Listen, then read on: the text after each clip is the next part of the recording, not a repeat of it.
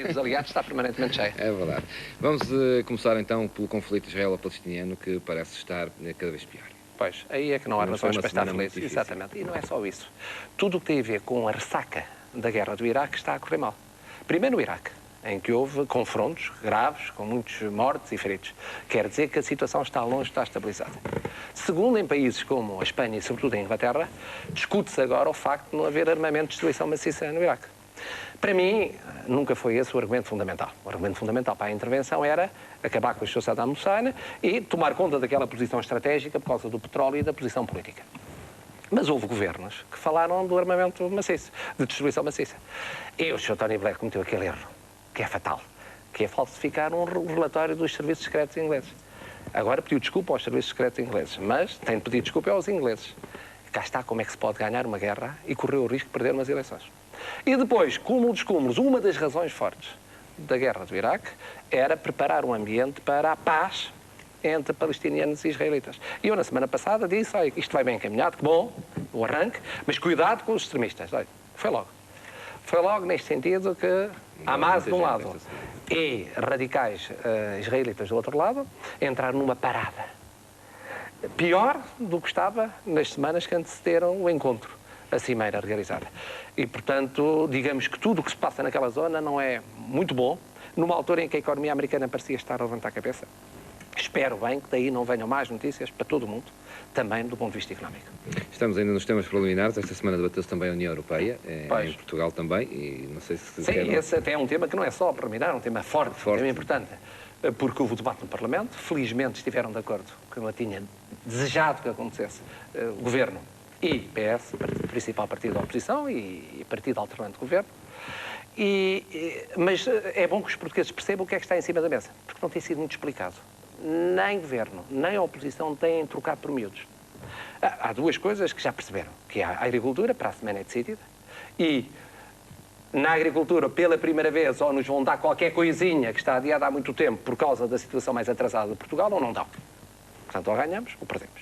Nas pescas, foi adiado para julho, significa ou o pouco que ainda temos de pescas pode pescar, sobretudo nas águas portuguesas e não só minimamente, ou não. Está tudo perdido. Eu espero que sim, que se consiga. Agora, o grande debate não foi esse. O grande debate é quem vai mandar na União Europeia. A União Europeia tem agora 15 países. Para o ano tem 25. E, naturalmente, que há 5 que querem mandar. Que são os 5 de chamado diretório. A França, a Alemanha, a Itália, a Inglaterra, a Espanha. E depois há os pequenos e médios que dizem, olha, que não foi para isso que foi criado. Isto foi criado quando nasceu, há 40 anos. Foi criado para a igualdade de todos, para todos terem as mesmas condições de vida. Não pode ser de um momento para o outro, mas que diabo, não é para mandarem só 5. Isto que consequências tem? Há uma Assembleia chamada Convenção Europeia, em que estavam representantes dos governos, dos parlamentos, dos sindicatos, patrões, dos 15 países, e que chegou a um projeto de Constituição. Isso já faz muito nervoso às pessoas. A Constituição é muito simples. É substituir os tratados todos que criaram e modificaram aquilo que é hoje a União Europeia por um só tratado que diz o fundamental, que é que manda. E aí os grandes disseram, nós queremos um presidente da União Europeia, que se possível venha de um grande e que acabe com as presidências de 6 em 6 meses, em que também entravam os pequenos e médios. Os pequenos e médios tentaram, se possível, haver uma rotação de presidências, senão pelo menos o presidente a haver, de ser de 2 anos e meio em 2 anos e meio e não ter muitos poderes. Os grandes tentaram que na Comissão, que é outro órgão que decide coisas importantes para a economia europeia, que eles dominassem, de facto, a Comissão. Com menos comissários, 15, e que não estivesse garantido que pequenos e médios tivessem um comissário. Os pequenos e médios disseram ao menos um por país. Vamos lutar por isso. O que se chegou até agora foi, não há um por país, ficam 15, para 25 não chega, mas roda a igualdade entre grandes, pequenos e médios. Depois, no Parlamento Europeu, os grandes queriam naturalmente que aumentasse o seu peso no Parlamento Europeu, não aumentando o número de deputados. Não aumentando muito. E os pequenos e médios dizem que diabo, isto está de ser proporcional à população, que não nos esmaguem, senão qualquer dia os deputados europeus que são eleitos nos nossos pequenos e médios países não têm peso nenhum. Ora bom, a Convenção chegou a uma coisa que eu não diria que globalmente é muito favorável. É um equilíbrio, que é mais para o lado dos grandes do que dos pequenos e médios. Mas vá lá, é menos do que os grandes queriam. E agora começa a parte decisiva. Para a semana, na cimeira dos líderes, primeiros ministros da Europa e presidente da França, vai ser apresentado o trabalho da Convenção E agora começa a negociação entre governos. Os grandes a quererem mais, presidente forte, comissão com peso deles, parlamento com peso deles, e os pequenos e médios a querer segurar o que já está e, se possível, estigar mais. Puxar mais um bocadinho. Ora, isto não é irrelevante para um país como Portugal, que pertence ao grupo dos pequenos e médios. E ainda bem que estão unidos o PST, o PS e o CDS, porque é interesse nacional. E porquê é que isto interessa aos portugueses? Porque vão ser chamados a votar. Quando isto estiver tudo prontinho, isto é, depois da cimeira, ainda há de haver outra cimeira sob a presidência italiana lá para o fim do ano, ainda vai ao Parlamento Europeu, mas quando estiver prontinho, vai ser posto a voto em vários países europeus. E em Portugal vai haver um referendo. E no referendo é fundamental, eu que sou europeísta, que passe o sim, mas que as pessoas acreditem no sim. E sobretudo que não haja um grande risco. É que as pessoas se interessem, vão para a praia, vão para o campo e não vão votar. Porque se não há 50%, o referendo não vale nada. E era uma vergonha que depois disto tudo as pessoas dissessem, o quê? Porquê? Para perdermos poderes, porque isto não vale a pena, da Europa não vem nem bom vento, nem bom casamento, não vamos votar.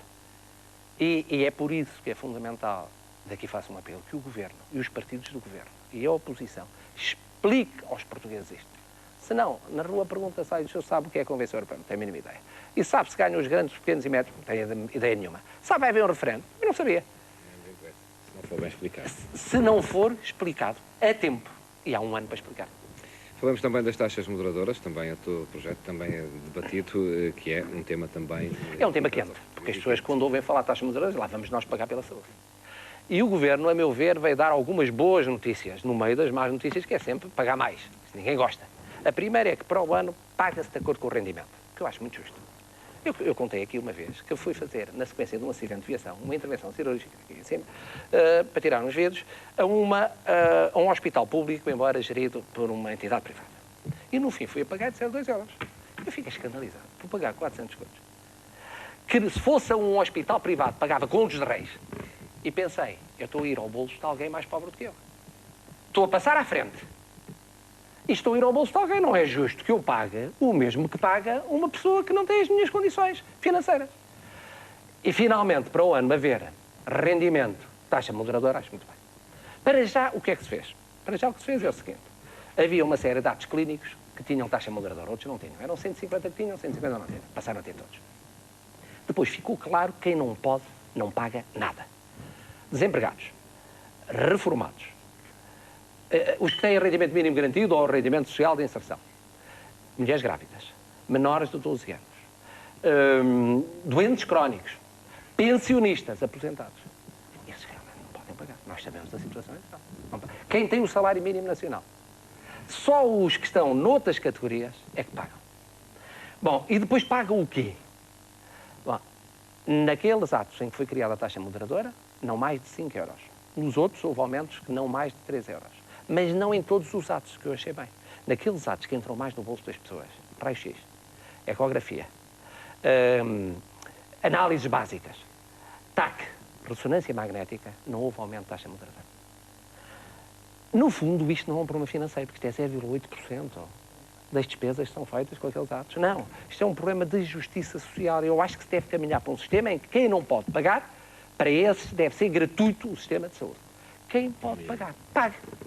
Pague, profissionais liberais, quadros que têm dinheiro para pagar, aqueles que têm dinheiro para pagar, têm que pagar e devem pagar proporcionalmente aos seus meios. Nesse sentido, na medida em que isto, embora com a má notícia do aumento das taxas moderadoras, vai na via da maior justiça social, eu acho que é bem-vindo. Professor, entramos no domínio da justiça e nessa polémica conferência de imprensa... Outra justiça, exatamente. E nessa polémica conferência de imprensa que o professor, não sei se assistiu, se esteve em Itália... Ver em gravação. Eu estava em Itália, mas desde que cheguei não fiz mais nada se não ver telejornais, jornais nacionais, jornais da noite e etc. entrevistas. Bom, eu acho que é uma questão importante e grave. Logo na semana em que o Presidente da República fez um apelo aos portugueses, e muito bem, ao nosso ego.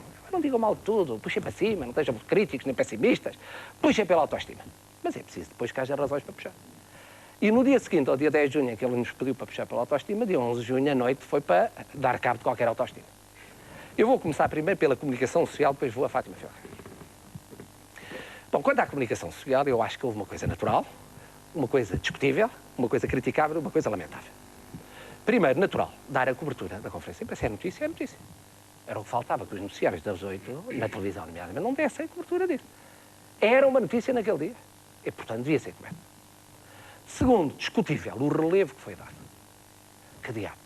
Foi, em alguns casos, mais de meia hora, 40 minutos. Isto é, foi a parte de leão, quase metade, se não mais, dos jornais noticiários.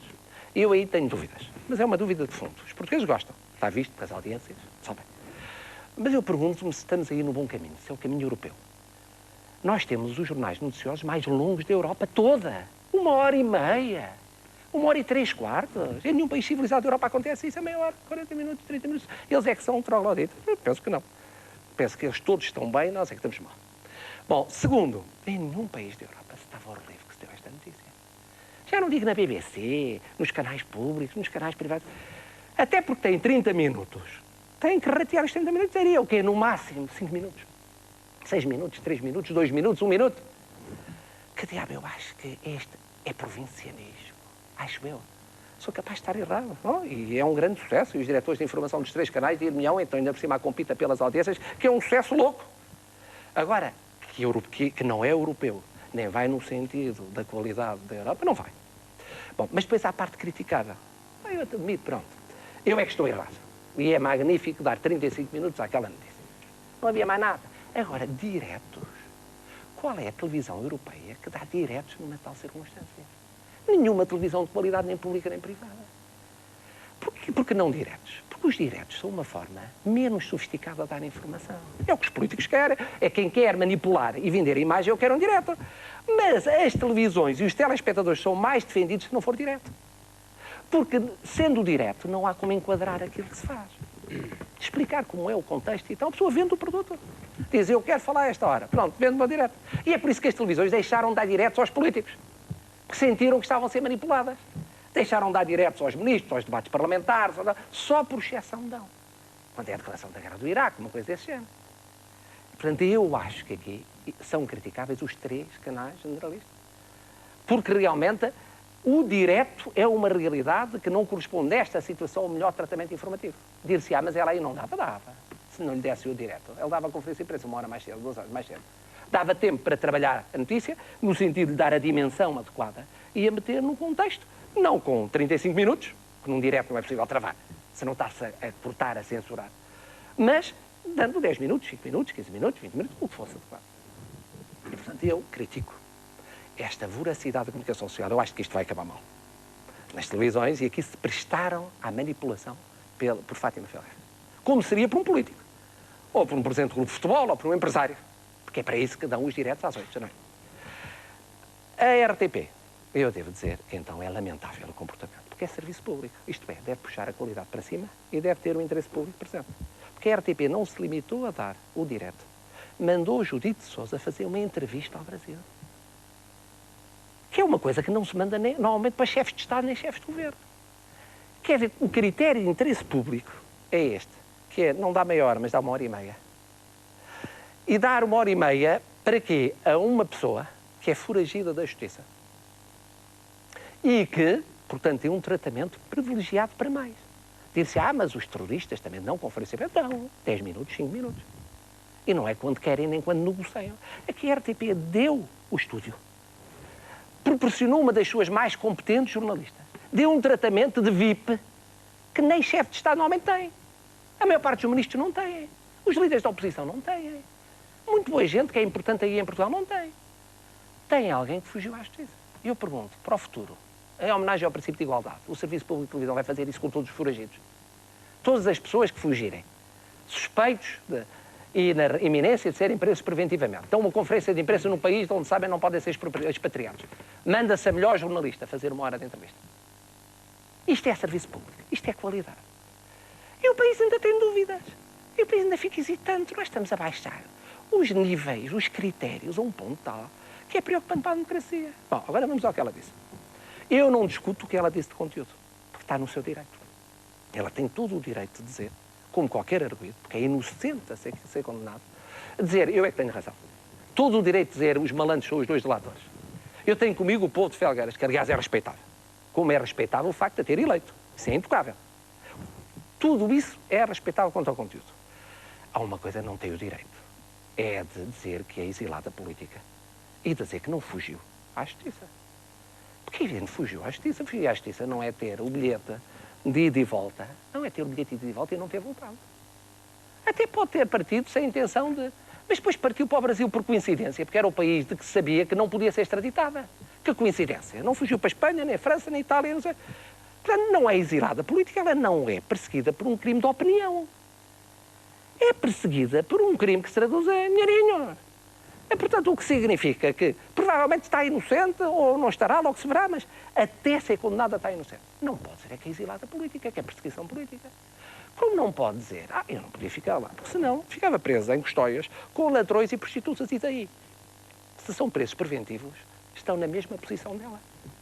Perante a lei são iguais uma prostituta, um ladrão e a Sana Fátima Felgueiras em termos de prisão preventiva. Mas eu sou titulado de um cargo político. Maior responsabilidade. Por isso é que não devia fugir. Entre os cidadãos, a responsabilidade é maior daqueles que são eleitos pelo voto popular. Não é menor. Esta coisa de que, porque eu sou poderoso, tenho menos responsabilidade, tenho mais responsabilidade. E ela não ter percebido isto. E eu ter ouvido algumas pessoas que disseram, coitadinha, de facto, coitada, ela ficava lá presa. Ela, coitada, tinha que fugir, porque a justiça, ela tem todo o direito de criticar a justiça. Em termos de ter divergências de opinião. Não tem o direito de fugir à justiça. Nem de dizer que foge como exilada política. Nem de se fazer de coitadinha, de choradinho. Porque ela é uma privilegiada. Quantos portugueses têm dinheiro para ir para o Brasil e viver no Brasil? Quantos portugueses têm dinheiro para contratar um dos melhores advogados brasileiros? Quantos portugueses têm o peso de convocar uma conferência de imprensa e negociar com a estação pública a hora da conferência de imprensa e uma entrevista de 1 hora? Quantos? O Zé Povinho tem. Os milhares de presos preventivos que estão aí. Já não falo do Dr. Paulo Pedroso, dos outros. Alguma vez fizeram isso? E, portanto, a senhora é uma privilegiada. Tem todo o direito de se defender. É inocente até haver a decisão final. Agora não venha fazer de coitadinha. Coitadinhos são os outros. Coitadinhos somos nós. Coitadinha é a democracia portuguesa. Se acha que ela é coitadinha. E os portugueses têm que fazer uma escolha que é cultural, que é ou querem ser avançados culturalmente ou não querem. Ninguém nos obriga a ser primeiro mundo. Podemos ser terceiro mundo e felizes. Agora, não podemos na União Europeia estar a negociar. Temos que ser iguais à Alemanha e à França e tal e tal. E depois não ter os padrões de responsabilidade desses países. Porque na Alemanha nunca acontecia.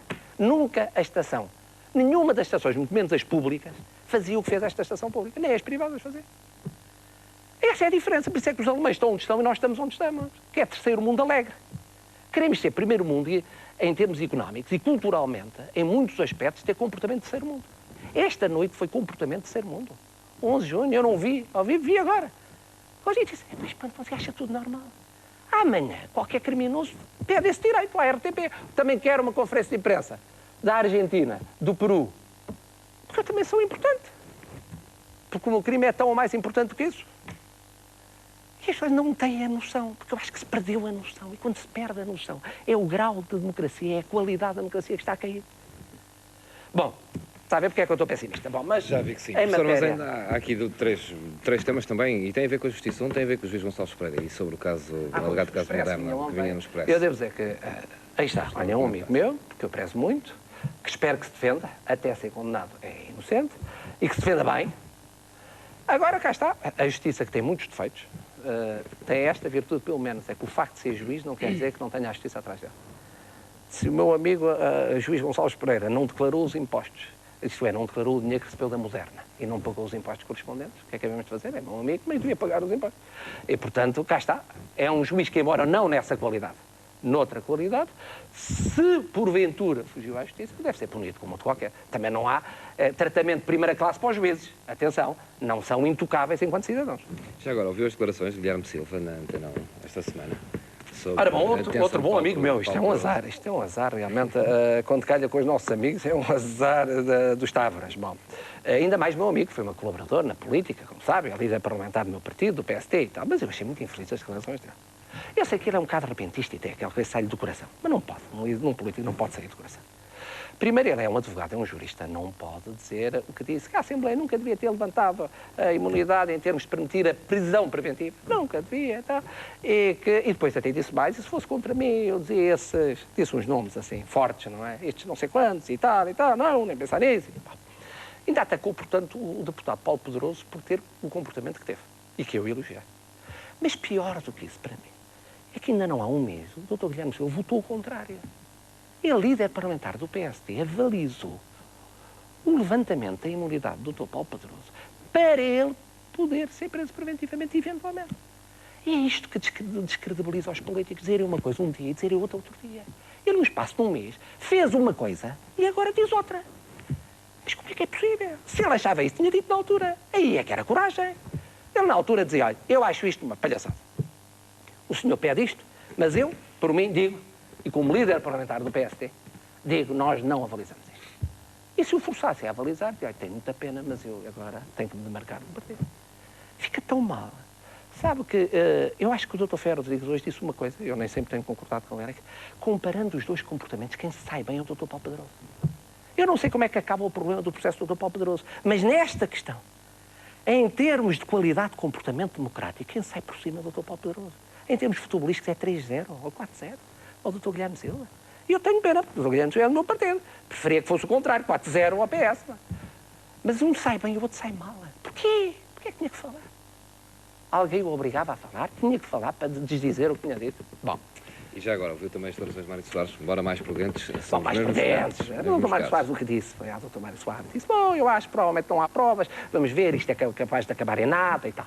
Note-se que eu, como português, e até como muitos portugueses, desejaria que as pessoas que estão aqui em cima da mesa, neste caso a pedofilia, viessem a ser considerados inocentes. Desde que depois se apanhasse alguém, porque de repente não pode haver ninguém, não pode haver cento e tal vítimas de pedofilia, não haver ninguém que agride. Nunca havia agredidos sem agressores. Agora, é evidente, todos desejaríamos isso. E o Dr. Mário Soares o que quis dizer, no fundo, foi isso. Quer dizer, é desejável e provavelmente é o que acontece. Agora, não creio que ele queira dizer, porque se quis dizer também não foi feliz. Eu conheço o processo e sei que o processo é assim avançado. Eu não sei se o Dr. Mário Soares conhece o processo. Se conhece o processo, conhece mal. Mal para ele e mal para a justiça. Se não conhece, era melhor não falar. As pessoas que não conhecem, as pessoas não falam. Quem não sabe daquilo que se trata, não fala. E então o antigo Presidente da República deve evitar falar. Bom, já vi que estou muito contundente hoje. Depois, já agora, deixe-me falar de um tema que, quando vinha a entrar, topei na televisão que ia falar dele. Eu não estava nada para falar dele. Mas já que dizem que eu estou para falar dele... E esta polémica entre Armando Vara e Jorge Sampaio? Que é uma polémica que essa não compreendo, francamente. Se eu bem compreendi, o Dr. Armando Vara vem dizer mas o Presidente é que teve muito a ver com a lei do perdão parcial de penas. Eu já aqui disse na semana passada, é evidente, o Presidente da República foi um dos entusiastas disso, mas não foi o único. Quer dizer, houve muitos deputados que foram e aquilo foi, de facto, uma iniciativa conjunta do Presidente com o Parlamento. Agora que a questão está esclarecida, vale a pena continuar a atacar o Presidente, o que o obriga, naturalmente, a defender-se, como ele hoje explicou, porque se sentiu insultado e depois defende. Esta questão, ao contrário, por exemplo, da entrevista de Fátima Felgueiras, esta não é substancialmente importante. Já se percebeu o que é que a lei diz. Já se percebeu que tiveram todos a mexer na lei. E que ninguém pode lavar as mãos da lei. Pronto, bem. Já se percebeu. O Presidente mexeu, a prova é que foi entusiasta e assinou, os deputados mexeram porque votaram, já sabe isso. As pessoas já perceberam o que é que a lei diz, que não é tão grave como se pensava que dissesse. Bom, não vale a pena agora criar aquelas polémicas políticas artificiais que não têm conteúdo, a menos que o Dr. Vara não goste do Dr. Sampaio, o Dr. Sampaio não gosta do Dr. Vara, ou acha que se deve defender do Dr. Vara. Acho que isso não tem justificação substancial, ao contrário dos outros casos. Ora bom. Vamos aos livros. Aos livros depois temos notas, várias notas, exatamente. Finais. Temos de Beatriz Costa, fotobiografia de Beatriz Costa, Avenida da Liberdade, da média texto de Vasco de Medeiros Rosa. Muito bonito e com boas ilustrações. Porque não consigo parar de comer drama de muito boa gente, não é o meu caso, é fé, porque me contei nisso, da Isabel do Carmo, uma revolucionária que tem tido um grande sucesso também como médica, da Dom Quixote. A sexualidade traída, agora um tema mais sério, o abuso sexual infantil e a pedofilia, de Francisco Alan Gomes e Teresa Coelho, da editora Âmbar, com casos pessoais, não identificados bem entendido, mas muito impressivos. Depois de falar em mulher, falar de mulheres, uma série de textos também interessantíssimos, direção de Zíria Osório de Castro e coordenação de António Ferreira de Sousa e Maria de Favinha, dos livros Horizonte, sobre a mulher, sobretudo a mulher em Portugal. Com casos, aliás, histórias de mulheres, algumas das quais eu, aliás, conhecia, já morreram, e que são casos muito interessantes. Depois Mário Soares, cá está. Lá por eu ter criticado numa coisa, não devo reconhecer que pensa bem e escreve muito bem. Então, quando escreve sobre literatura, tem aqui um livro que vai ser lançado, salvo erro, amanhã, no Círculo Leitor, chama-se Incursões Literárias. São retratos que Mário Soares faz de autores portugueses e muito, muito bem feitos. Como retratos são os que António Mega Ferreira faz, que se chama mesmo o livro Retratos de Sombra, da Síria Alvim, que eu acho que é dos melhores livros de Mega Ferreira, um homem que foi muito falado em tempos por causa da Expo 98. meu colega e amigo, já agora para se saber. A minha colega e amiga, Ana Zanatti, antiga colega, bem entendida, Os Sinais do Medo, uma experiência de ficção, experiência de romance, da Dom Quixote. Depois um homem livre que é lançado amanhã também, que foi o homem que David Justino foi buscar para ajudar a fazer a lei de bases do ensino. Chama-se Mário Pinto, é professor universitário, o livro chama-se Liberdades de Aprender e de Ensinar, a da Quetzal Editores, e é um bom livro de um dos bons pensadores sobre a questão da educação em Portugal. Também lançado esta semana de um cronista, agora está na Rádio Renascença, mas tinha as suas crónicas na Rádio Nostalgia todas as manhãs, chama-se Rui Pego, e as crónicas chamam-se, o livro chama-se Nação Valente, as crónicas também são crónicas da rádio de 98 a 2002, de editora Uguine. Memórias do polémico, controverso, antigo arcebispo de Braga, Dom Eurico Dias Nogueira. É uma entrevista feita por Luís Rebelo com ele, publicada pelo Notícias Editorial. Eu devo dizer que é um homem que eu muito admiro e prezo, embora nunca tivesse percebido a posição dele em relação ao caso de Francisco Sá Carneiro de Senu, mas isso são águas passadas. Foi de uma rigidez contrastante com a caridade que às vezes a Igreja deve ter, se não sempre, em relação a todos, crentes ou não crentes. Mas é uma grande figura, uma grande figura. Depois de Agostina Bessa Luís, o último livro que acabou de sair, um romance, este, devo dizer que os romances têm que ler com mais atenção, não é em diagonal. Vou na página 57, se chama O Espaço em Branco, do conjunto O Princípio da Incerteza. É da Guimarães Editora, e vamos lá ver como é que acaba a história de Camila, que é uma história que já vem 2 livros para trás. Depois aqui um livrinho que vem de Matosinhos, porque está lá agora a festa do Senhor de Matosinhos. Chama-se A Devoção de Bom Jesus de Matosinhos no Brasil, uma rota de fé de Isabel Lago.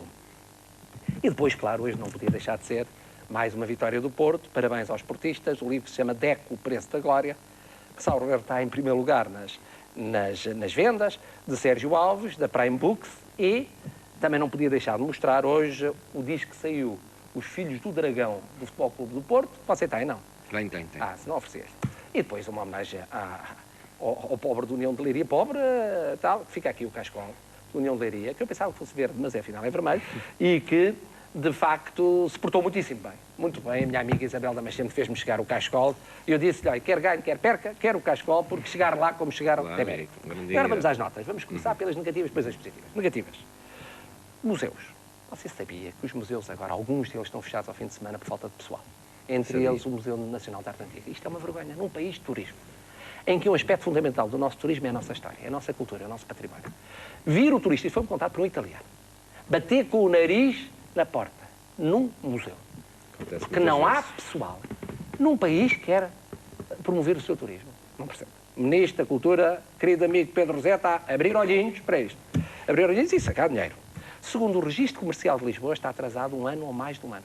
Como é que num país que quer competir na Europa, tudo o que tem a ver com o registro comercial de sociedades, mudanças estatutárias mais diversas, tal, eleições de corpos, etc., o registro está atrasado 1 ano. Chamo daqui a atenção também da quem da direita. Terceiro aspecto, vale a pena lembrar, Euro 2004, o Diário de Notícias publica esta semana que já há uma derrapagenzinha de 25 ou 26 milhões de contos. Coisa pouca. Coisa pouca. Como somos um país rico, é coisa pouca. Eu queria que já agora olhassem para isso. As autarquias e o governo, porque depois o problema é que alguém vai ter de pagar. E nas autarquias vão ficar endividadas. Depois vão pedir ao governo. Depois o governo vai pedir aos contribuintes. Não. Temos essa história. Vai sobrar para alguém, não sabem quanto. Depois uma referência também rápida a isto, que é, veio uma estatística a dizer que só há 10 mil portugueses milionários. Leia-se. Hoje milionário é com contas superiores a 180 mil contos. Imagine-se. Bom, são menos de 1% dos portugueses. Agora, é curiosa a comparação com outros países, com a Espanha. Para vermos qual é a diferença de dimensão. A Espanha são entre 3% a 4% dos que têm mais de 180 mil contos. Eu digo em contos para simplificar, é o equivalente a euros, de depósitos. Você e eu que não temos isto, gostaríamos de ter, mas aí está uma questão em que não há que ter inveja, quer dizer, quanto mais houvesse, melhor era a situação do país. Bom, agora coisas boas. Um português ganhou o prémio publicitário latino-americano 2003 no Brasil. Chama-se Pedro Pitarra. Já tinha sido premiado ele e uma campanha que fez sobre a prevenção rodoviária portuguesa em festivais de Nova Iorque, Miami, Londres. É assim, nós não sabemos. Temos do melhor temos cá na prata da nossa casa. No Euro 2004 também há boas notícias. A primeira é que a equipa, eu acho, está a ir ao sítio. Porque estão pessimistas, certo? Eu acho que está a ir ao sítio.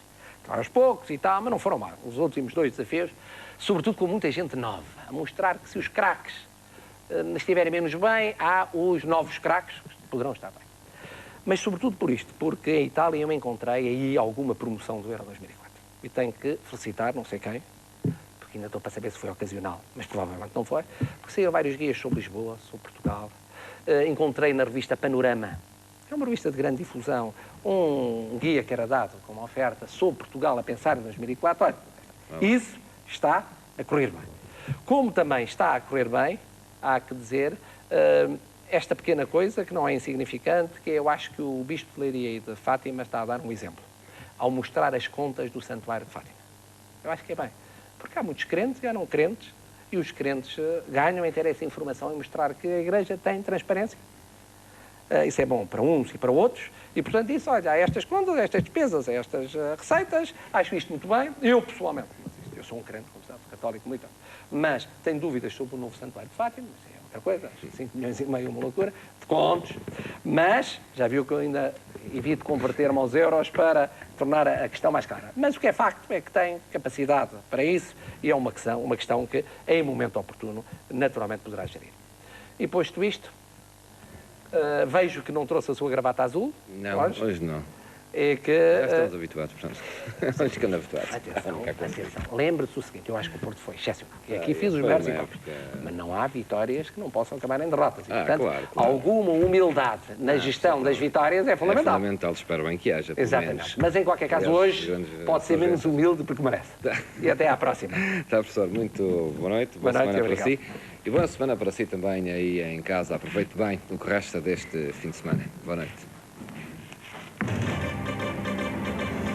Estas e outras notícias têm atualização permanente em www.tvi.ol.pt e na TVI Interativa.